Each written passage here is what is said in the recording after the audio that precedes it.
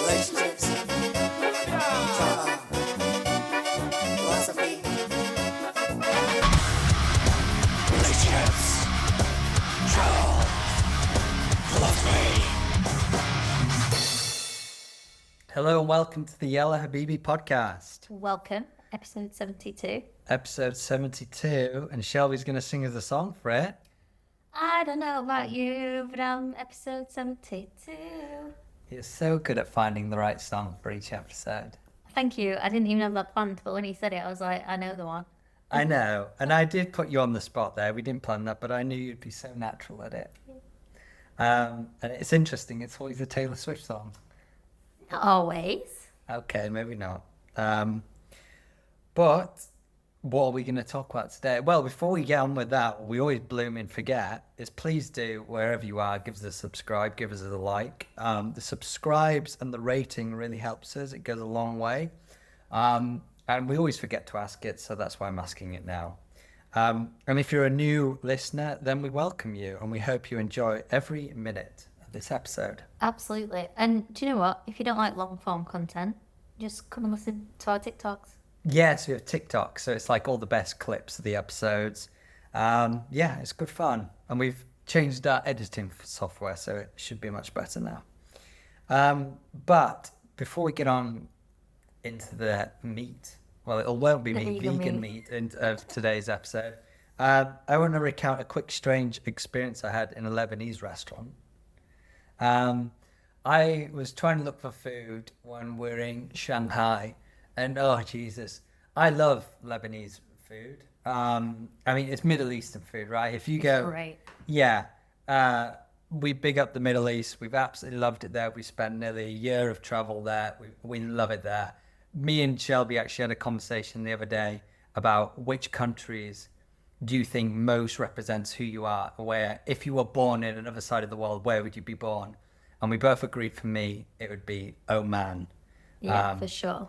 So a bit of a hidden gem, Oman. You may not have even heard of the country. It's next to the UAE, but it's just chill. The Middle Eastern culture is super cool. It's laid back. They're night owls. Yeah, it's great. But I had a strange experience in a Lebanese restaurant where I went in there really excited to order some food. Went and ordered my food. And then I was next to this guy who, I don't know how to describe this guy. He wasn't annoying. Like, he was being respectful and everything, and but he gave me the impression that he could be a little bit annoying as a friend. I don't know, he just gave me the impression he'd be a bit of an annoying friend, but he didn't do anything wrong per se. He just gave me that impression. But anyway, what happened is he ordered his food, I ordered my food, we got there at a very similar time, and then his friends came. Which is strange, he got like a one-man table for when he had like 6 friends coming. So his friends came and they wanted a table that were bigger, and next to me there was a couple of free tables. So he said, hey, can we switch? Well, actually what first happened is I went to the toilet and he just sat in my position. He just took my table and I turned around and I was like, what are you doing? My bread was on the table. I just didn't leave my belongings there because I had my passport on me. I didn't want to leave that. So I walked through back and go, what are you doing? And we ended up moving tables so then you can put all these tables together. I went, okay, cool, whatever. But what ended up happening is probably what you can guess, which is surprising really to me still, is that what happened is the waiters carried on to give me his food and him the food that I ordered.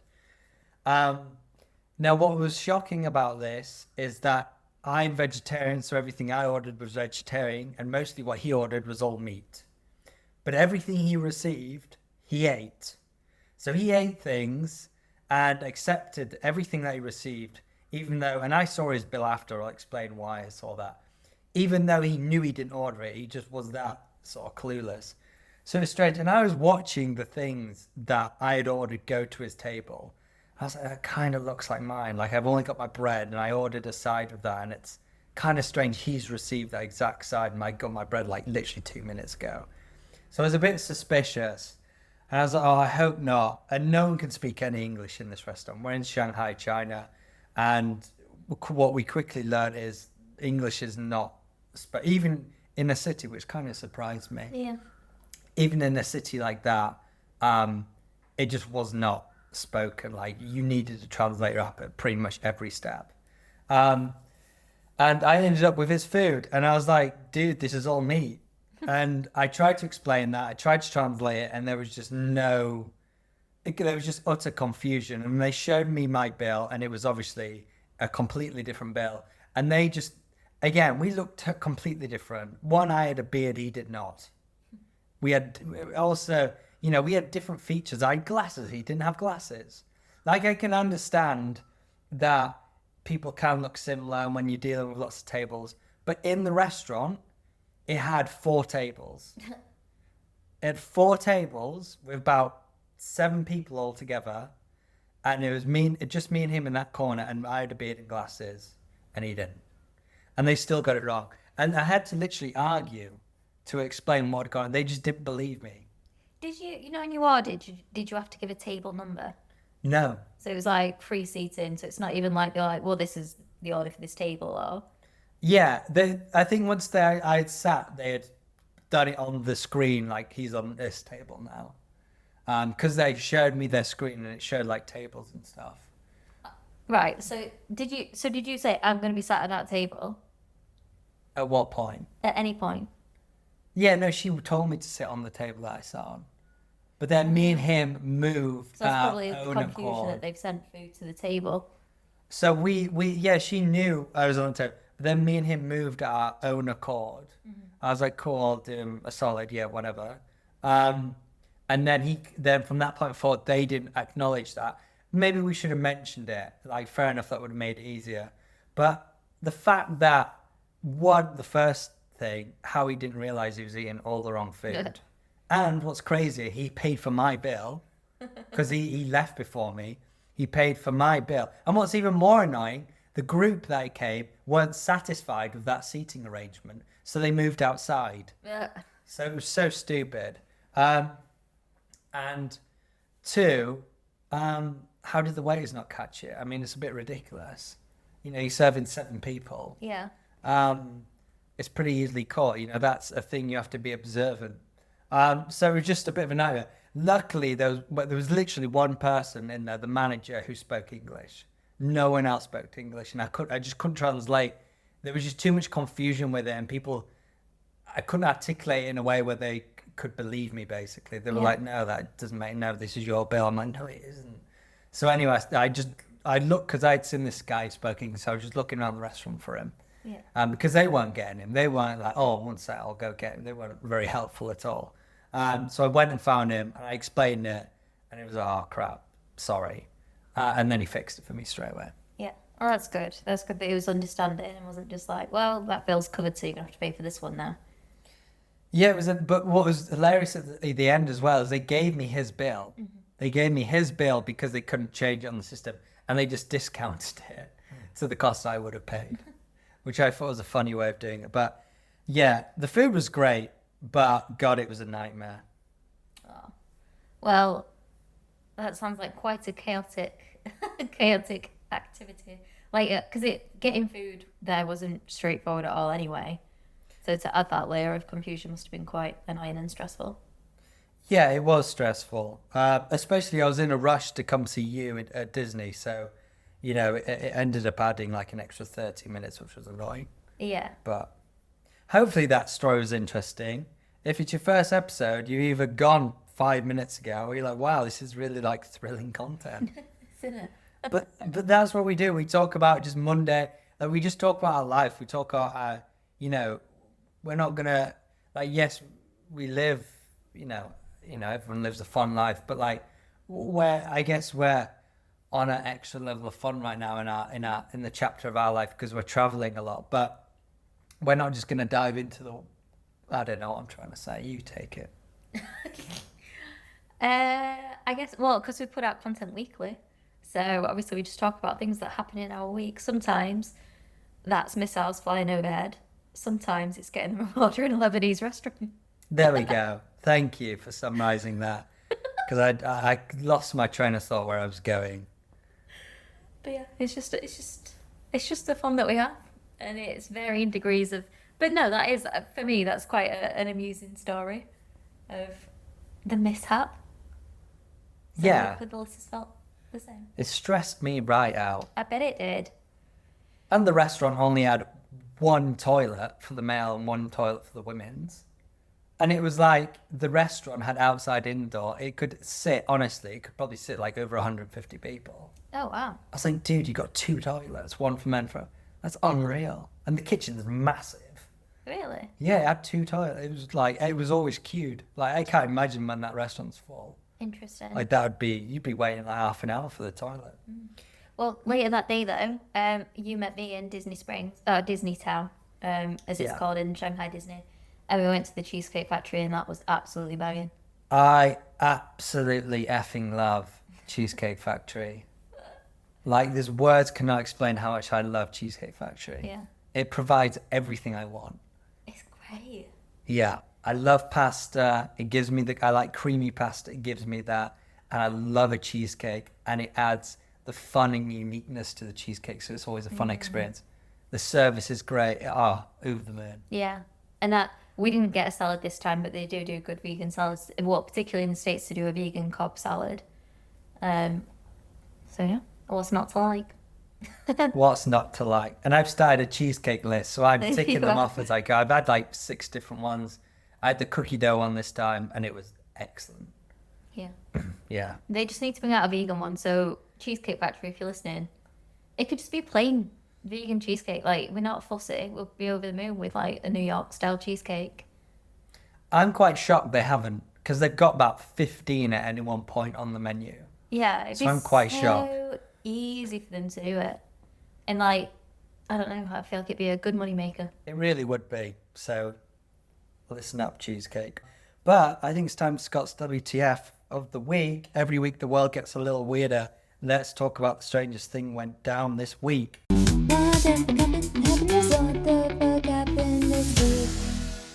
So I think you'll quite enjoy this one. Oh yeah.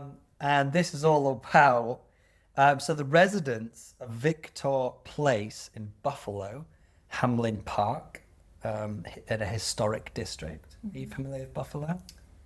In New York. I guess so. I'm familiar with Buffalo, New York. Buffalo, New York, Hamlin Park. Let us know for any American listeners if that is. But they were left laughing, but also running away. Oh. What do you think it could be? Laughing but running away.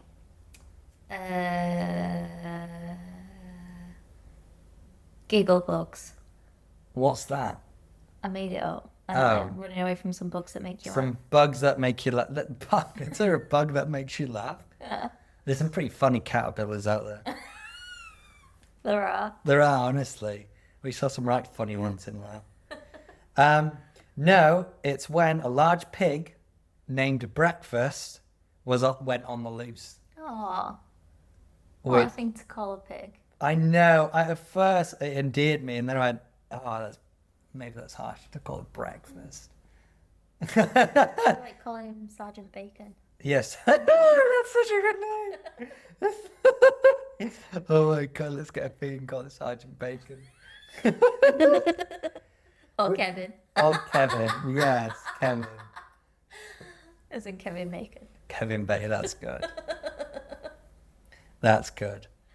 So yes, what happened, and there's actually videos of this, so if you go in the description, you'll be able to go to the article and watch it.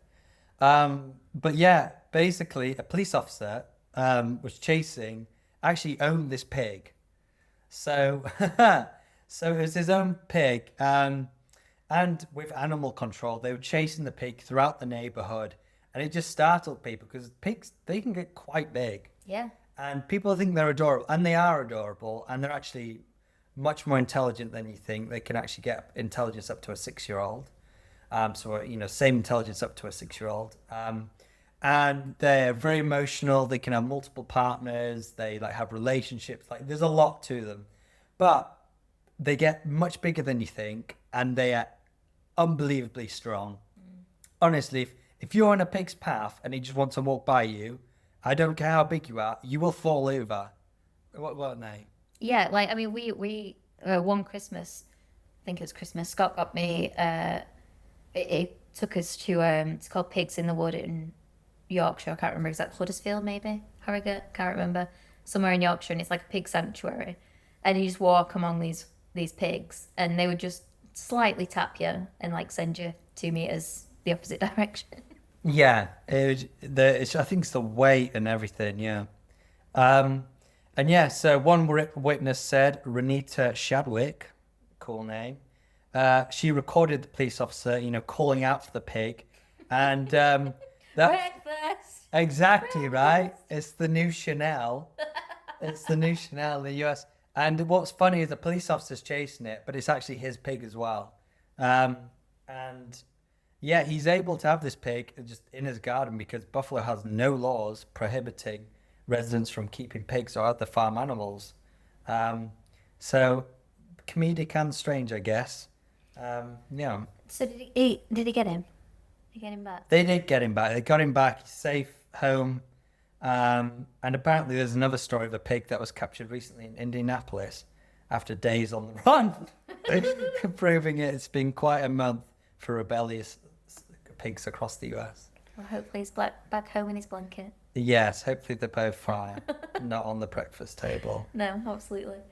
How interesting. And just for anyone that doesn't know what Scott meant about Chanel, there was a Liverpool woman whose African gay parrot called Chanel got out, and she went straight on like Facebook Live, and she's like, "Has anybody seen me parrot named Chanel?"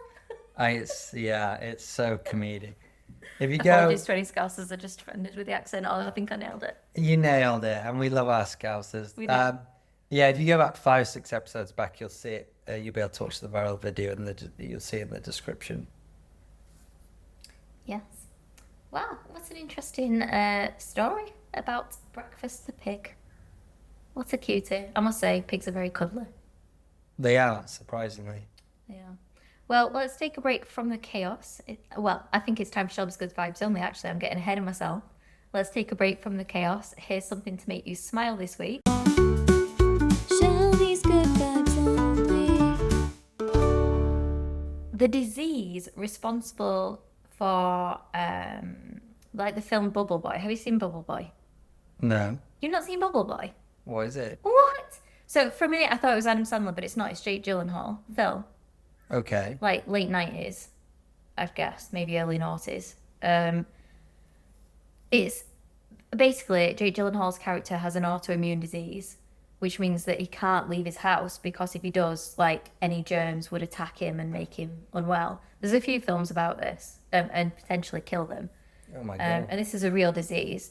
And it's like known as the Bubble Boy disease. I think potentially because of the film, that's why it's like called that. But anyway, a gene therapy has basically cured this. So there's 62 babies and toddlers had something wrong with their ADA gene. I'm not sure exactly what that means, but they used their own stem cells to basically fix the link, like whatever the broken link was in their ADA gene. They used their own stem cells to fix that. And 10 years later, they're still cured from this disease. So hopefully that means that this illness, which really, really life-limiting and life-threatening disease, hopefully it's got a cure. Wow. So it's cured it, has it? It seems that way. Well, 10 years on, yeah. So 62 babies and toddlers were in the study. And now 10 years on, like they're, 10 and early teens. Wow. They're still cured of it. Because otherwise, literally, they wouldn't be able to leave their house. And That's they wouldn't be able to... Like, in the film Bubble Boy, like, his mum, like, has to, put, like, a suit on to go in there. And, like, he's never felt skin contact. Jesus. It's a really good film. It's a comedy film. It plays It's light in it. comedy? Yeah, I know it doesn't sound it, but it's sounds maybe really an dark. insensitive film. Yeah. But it's a good film. Yeah, that sounds rough, but wow, well, that's incredible. Stem cells for the win. I know that stem cells have had a number of successes in the years, but this seems like a much bigger one. We're literally bringing back someone's life and giving them, the world back to them or the world to them for the first time. Yeah, exactly. So I think that's probably one of the biggest achievements of stem cells versus, fixing the shoulder of, some big basketball player. Well, it's still pretty impressive. That is impressive, but, that person's had the world already. But it's great. No, that's really exciting. So on to our Vegan Voyagers review of China. So this is where we really review how easy it is to be a vegan in China. And I think it's important to mention, so we went to Shanghai, right? We will be exploring China more and more over the years. But I think it's important to mention there's always going to be a difference between the city life and the countryside life. So, and that's for any country. So that's just important to note. But definitely this is a fair representation of probably most of the cities in China. And we'll be going to a few more soon as well. So how easy is it to find vegan options, shall we? Well, yeah, in Shanghai, I would say that. So I struggled with this a little bit because we did have a couple of places around us, and places were quite accommodating. But I think overall, probably a 3 out of 5. I would say it's average in terms of ease of finding vegan food. It's not particularly good, not particularly bad. Like it was manageable. Yeah, I think that's right. We'll tell you how good the vegan food is in a minute, but yeah, finding it's a little bit more difficult. There are a ton of restaurants, but to make it vegan, you'd have to actively customize things. And I think most restaurants would be willing to do that.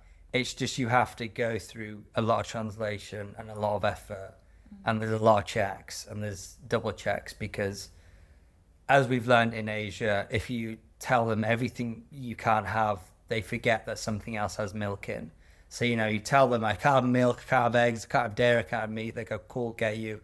And then it'll come and it'll have cheese on. Or if you say, in some circumstances, I know it sounds weird, you say, we can't have meat, but they still think you can have chicken. We've not understood why that is, but that's been a common response. Yeah, fish as well. Fish, yeah. Again, sometimes they go, okay, you can't have all meat, but you can have fish.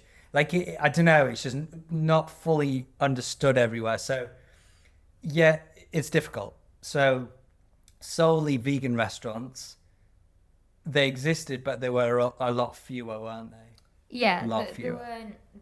So we use the app Happy Cow, which is great if you're vegetarian, vegan, or just like that kind of food.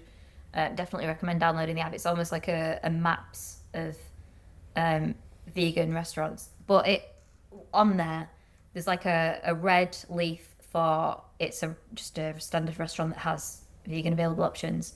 A purple leaf, which is it's a vegetarian establishment, but it has dairy, etc. And then there's a green leaf for a totally vegan establishment. And there are plenty of red ones, like loads of red ones. The odd purple, and then probably a similar amount of green vegan. So yeah, they were solely vegan places were hard to find. They were hard, and they were very spaced out, so it was awkward. Yeah, definitely. So yeah, I think 3. I don't think you could go over a 3 on that. How tasty is the vegan food? Well, that has to be a 5. Yeah, so this is probably what surprised me, is that even though it was a lot more difficult to get, when you got it, it was brilliant.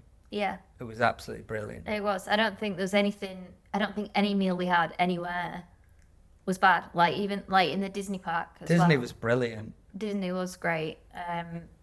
And they were really understanding and accommodating as well. Like one of the places for me, I think the noodles were the issue. You had the noodles, and I think you had egg in it. Yeah. But they were really happy to do me some steamed veg and rice. And yeah, it was very nice. Everywhere, just every meal I had, I enjoyed. Yeah, totally agree. Yeah, it was brilliant. And the mock meat in China is a little bit scary. Yeah, I would say it's got the best mock meat of any country. It's just they've got it so close. It's impressive. There was one meal we were having in Disney, and we got told like 5 times it was vegan, and even the menu we translated everything back. We were still scared to eat it. Yeah. It was just way too real. How affordable is the vegan food? So affordability, I think probably a 4 out of 5 because nothing was that expensive, surprisingly. I was shocked to this. Now, I was expecting China, especially Shanghai, to be expensive. I was expecting everything to be really expensive, like London prices, maybe even more. And it wasn't. No. It was actually quite cheap. Well, even in Disney, like that one meal was, I think it was £10 for both of us. Yeah. And it was Which is massive. outrageous. Yeah. So there's And we got drinks as well. yeah. So there's really, really affordable. Like there's nothing like what you'd spend at home. No. Definitely not as cheap as like Vietnam and Laos or No, of Thailand, course. but like definitely like there's nothing about it that made me think, oh God, this is expensive. No, I was quite shocked. And that was true for everything in China. Everything was reasonable, much more reasonable than in the UK. Yeah. Whatever city you live in, it was, yeah, which Like- I was pleasantly surprised. Taxis were probably the most impressive to how affordable they were. Definitely like a 40-minute taxi ride was £9. Yeah, It'd have been like 50 quid easily at home. yeah, absolutely. And finally, what is a dish or restaurant people must try? So there's two that come to mind, and that's really close to us. We stayed near the Shanghai Natural History Museum, really great hotel, Atoll Light, and that provided an excellent breakfast and Yeah. an evening snackaroonie. Atoll, I give There's it a go. something there. It was brilliant. And they had a gym as well. Yeah. Rooms were great. A robot would deliver your food orders to Yeah, you. robot delivery food. Free tea available all day. Yeah, they give you water all day. Yeah. Like get loads of water bottles. It was great. So that was great. And then just like a 5-10 minute walk from there was the Natural History Museum, and in between those there's a shopping centre that has pure vegan in it. And this was like a fine dining experience, and it wasn't expensive at all. No. But it was like they do afternoon tea. All the wait staff wear like white gloves, really smartly dressed, and just how they serve you and how they speak to you and introduce each dish, it really felt like a Michelin experience. And it was like, less than a Wagamama's. Yeah, less That's than our a frame of reference. Anytime I'm like, is it more than a Wagamama's? Is it less than a Wagamama's? And it was like about a third of a Wagamama's, I would say. So that's one that I would recommend. Yeah, it was great. It was really good. Smaller portions, but really nice. And the soup there, I can't remember what the soup is called, but if you just ask for a local, it's like it was a local vegetable to a certain district of China, and it was really, really good. It was like a clear broth, wasn't it, with just veggies in it? Yeah. And my favorite one of them all that we went to was called Lotus Vegan. It's just a little bit more awkward to get to, but not impossible. If you're going to visit the Bund, B-U-N-D, this is a famous place everyone goes to when they go to Shanghai. It's basically the viewing point to see the stunning, skyscrapers, how colourful, the whole sort of Skyline. city sky. It looks awesome. It's if you get out the subway there, it's sort of a 10-minute walk in the opposite direction, but it's totally worth it. And they did have on there a badge saying we're voted the best vegan place in Shanghai, so that was cool. But again, mock meat's incredible, like the biggest menu ever. It was hard to decide in that because there's just so many options. Yeah, I was over the moon. I got what did I get? You got eel. I did get eel, again vegan. I got eel. Basically it was like mock meat with the seaweed on it. It was actually really nice. Szechuan chicken. Szechuan chicken, that's what I got. Szechuan chicken. I think we got Morning Glory. What did you get? I had orange chicken. It was great. The orange chicken was great. And noodles as well, like the chow mein. But your the chicken in your Szechuan, I'm sure you had it mild, didn't you? So it didn't really taste Szechuan as such. It was like more peanut, maybe a satay. But this like the skin, it had like crispy skin in it. Like it was really impressive mock meat. Yeah, it was good. I really enjoyed it. So that wraps up our vegan voyages. So it's I feel like it probably does get a stamp of approval, and I thought China was going to be significantly worse than that. To be honest, what about you? Yeah, well, So my only experience is I went to Hong Kong years ago, but at that time I didn't eat gluten because I was gluten intolerant. So I literally had rice and bok choy for an entire like few days that I was there. So I was just expecting to not be able to. I was just thinking that. I was thinking, right, rice and veg. That's all I'm gonna have the whole time. So yeah, very pleasantly surprised. Yeah, gets our approval. So moving on to our travel segment, this is where we tell you our favourite and least favourite thing about the last country we visited. So we always like to start on our least, so we can finish off with positive. So my darling, what was your least favourite thing about China? I hope this isn't too controversial to say, but the internet censorship. Oh, jeez. It was so difficult to. It's kind of mad, like how much we rely on the internet. Because you could just be like, oh, such a millennial, like you can't cope without the internet, like what? But it just makes it so difficult to like Google Maps doesn't work. Like you have to download a different map, which worked fine. Maps worked fine. But yeah, the lack of like because there's no Google My Business. Like it's just you don't realize how much you rely on the internet for information, particularly when you don't know an area. Like we can't just do a Google search for how do I get the subway from here to here. Like it was really difficult. And then we had to use like no offense DeepSeek, but you're not a good language model. AI is going to be listening to this and they're going to tank this episode.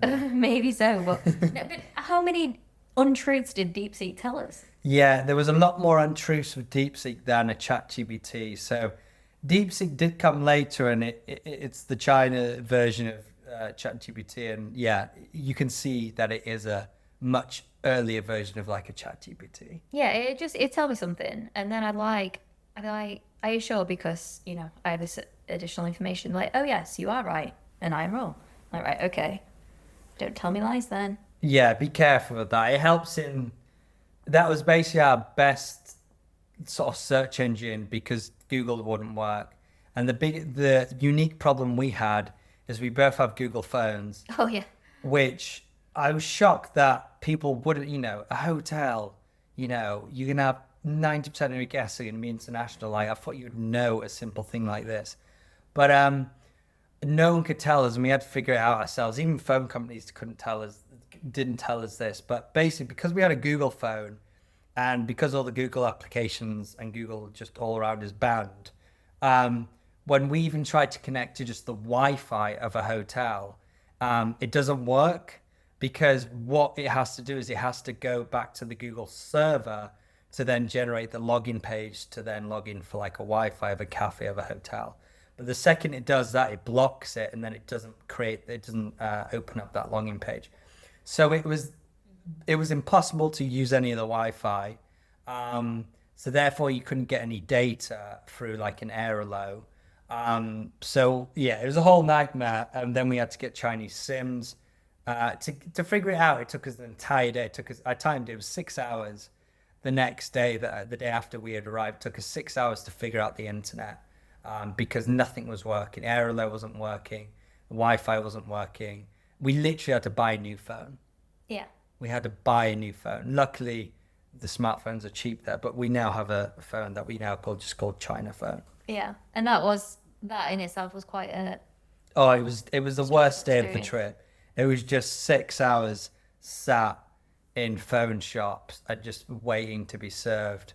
And signing a long Chinese document. Yeah, signing scary documents. Luckily, we went to the one, because there's so many stores. They're like almost like a market of mobile companies. Like there's hundreds. Luckily, we went to the one where it had this awesome guy who spoke good English, and he was just there for us all the way. I think if we didn't have him, I think we would have hated life even more that day. Yeah. So we appreciate that guy. But Wong, yes, Wong, brilliant guy. For me, least favorite thing was the amount of people on their phones. This irritated me quite a bit. So no, I'm not trying to sound like a crippled old man here, but I'm talking, so from this experience. So when we obviously were doing some touristy things, we're going to a Disney, I went to an aquarium. We're doing things that are naturally going to have big groups of people. They can have families. Now, two things that annoyed me about the phone situation is one, they're on their phones more than they are in the place. So they're not enjoying it. They're taking a photo before they look at it. They're always on the phone. I just found the locals were on the phone a lot. More the younger audience, I will admit that. But the second thing that annoyed me way more is the amount of people that walked into me because they're just on the phone and they're just looking down, just walking straight. The amount of people that just walked into me. And what made it worse in Disney is when it started raining, everyone had an umbrella. Yeah. And you just get smashed in the face by an umbrella every 5 minutes. Yeah. You just get clipped by an umbrella. So that really grinded me, like, especially at the Disney park at the end. I was really getting angry at it because people were just not trying to get out of the way. They were just like, I'm walking this way, therefore I'm going to walk this way. And if you're if you're going to get hit by me on my umbrella, well, then tough. And I just got clipped by so many umbrellas. So what I started doing is started to like push through umbrellas and annoy people. So someone was coming to me. This is evil, maybe I shouldn't admit it, but I was sort of deliberately knocking their umbrella harder to freak them out. So they go, oh! And I was like, it serves you right. You've done it to about 5 people. I've watched you. So I wouldn't put, I want to make it clear, I did not put hands on anyone. I would just knock my head into their umbrella a little bit harder so it would shock them a bit more. So I was taking the brunt of but anyway, that was my pet hate. Okay. I was basically just headbutting umbrellas. You're all funny. Yeah. Well, what about your favourite thing about China then? You first. Me first. Okay, well, mine's an easy one. There's a lot that I really enjoyed about it. And, I mentioned in the last episode that the first thing I noticed was that everyone just seemed happy. Like, everyone was smiling and, it was really friendly. But for me, it has to be Disney. There's no two ways about it. It's been a lifelong dream of mine to visit every Disney park in the world. And Shanghai was always going to be the hardest one, just because it's difficult to get a tourist visa for China. We ended up doing a visa-free travel for just over a week. You can have up to 10 days. So it was always going to be the one that I was like, oh God, this is going to be so hard to achieve. I've done all the others. This is the last one. And Shanghai was not remotely on our list of places to go this year. We didn't factor in all. We've always been like, we're going to have to go and get, the visa to have a couple of months and travel around China probably next year, maybe even the year after. And it just so happens that as things happen this year with the weather making it not the right time for us to go to the Philippines and, us making decisions to go to different places, it is just by chance that we ended up going to Disneyland Shanghai this year, and it was the best. It was amazing. It was so good. And yeah, it just made me so happy. So that was my favourite thing about China. About Shanghai specifically. Yeah. No, that's a good one. I could actually name quite a few here, but I'm going to go to the one that surprised me most, and that was how social people were. That surprised me because I thought the limited knowledge I have of the local people of China and China as a whole, I just thought with the country being quite shut off to the world in many ways, that people would be quite shut off to us, especially being British. I thought they'd be quite shut off, a bit like, oh, yeah, it's that way, wouldn't give as much engagement. But I was and especially again with the communication barrier was exceptionally hard in this country. But they gave us a lot of time, and they actively wanted to become friends. And within the first night, or within the first couple of days, if we lived there, we had 3 different groups of friends. We had made best friends with this woman who managed this rollerblading cafe. We made best friends with the waitress of the vegan restaurant that we recommended. And there was someone at Wong, we made great friends with him. So it was just very social. We would learn about them and stuff. So I was surprised by that. And it really made it nice. People willing, I also didn't feel like I had to put in as much effort to try and socialize, because I think socializing with locals really adds to the experience. Yeah, for sure. But I struggle with that. So I found that easy, and I just really enjoyed that. I think that's really nice, and I think that that's a strong message that I'd want to send to anyone that is considering visiting China. Like, please leave your misconceptions, and just go and see it, because it's super friendly, super nice, pretty easy to navigate. Aside internet aside. Once you, it's going to take a week for you to figure out the applications. If I was you, do some research around which apps work and understand, make sure you've got your maps, your taxi, etc. Alipay, very important. Yeah, Alipay was easier to get than WeChat, because WeChat, you need to get somebody else with WeChat to approve you. Yes. So obviously you can't do that until you get there and you get someone who's willing to do it. Exactly. So if you figure out that nonsense, then it's great. It's absolutely great. Subway was easy. Subway is so easy. You don't need to figure that out. You'll figure it out when you get there. It's really easy. It's only the online stuff that you have to figure out. Yeah. And there's other notable mentions, like the taxi cost was amazing because it wasn't based on demand. So even though if it was 100 people ordering a taxi or 1,000, it didn't matter. It just meant the cost was always going to be the same. Yeah, I think it's like per kilometre or something. So, and it was exceptionally clean there. It was like a Singapore clean. Yeah. Which I was very impressed. So finally, how do we rate this place, my darling? Out of 5. I don't see how we can say less than 5. Yeah, agreed. 5. Lots of stuff to do. Has probably the most museums of any city. Has like 15 plus museums about everything. Really cool museums. Disney was awesome. People are lovely. Nicer places to eat. Some beautiful landscape skyscrapers. You can happily have a really fun week there. What's something you need to know before you go? I would say what we've been mentioning a bit here, blocked applications, Facebook, Instagram, WhatsApp, Messenger, YouTube, Google Search, Gmail, Google Maps, all blocked. So figure that out before you go. Yeah. Figure that out before you go. Get Alipay set up. Alipay, once you get it set up, it's actually brilliant. It's got a translator in there. It's got a currency converter in there. You can buy your trains in there. It's actually really great.